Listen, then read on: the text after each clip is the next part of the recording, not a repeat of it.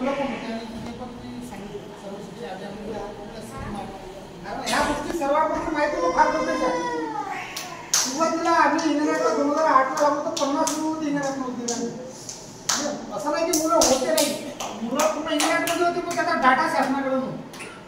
मग कुठेतरी ते मुलं आम्ही 1000 म्हणून ठेवले कारण त्याचं सर्वेक्षण केलं, प्रत्येक ठिकाणी जाऊन अंगणवाडीत गेलो. काही ठिकाणी तर पालक मुलाला दाखवायला तयार नाही, आम्ही जबरदस्ती घुसायचो त्यांच्याकडे. तुमच्या मुलाला दाखवा, तुमच्याकडे मुलं आहे. आम्ही आजूबाजूला माहिती काढली आणि मग त्यांच्या घरी गेल्यानंतर त्यांनी आम्हाला मुलाला दाखवलं. कोणून ठेवलं होतं अक्षरशः अंधारामध्ये. त्याची परिस्थिती एक मुलगी होती, तिला कोणून ठेवलं अंधारात होती, ते दाखवत नव्हतं. मग त्या पालकाचं काउन्सिलिंग केलं, त्या मुलीला शाळेत दाखल केलं दारुड्याच्या आणि तेव्हा पण ते दुसऱ्या दिवशीपासून ती मुलगी शाळेत यायला लागली. सर्व शिक्षा अभियानाने या मुलांना घराच्या बाहेर काढण्याचं काम केलं, शाळेच्या मुख्य प्रवाहात आणण्याचं काम केलं. मुख्य प्रवाहातून आणून मुलं वेगवेगळ्या शाळेत शिकायला लागले, जसं विशेष शाळेत असेल, कॉन्व्हेंटमध्ये असो, जिल्हा परिषदमध्ये असो.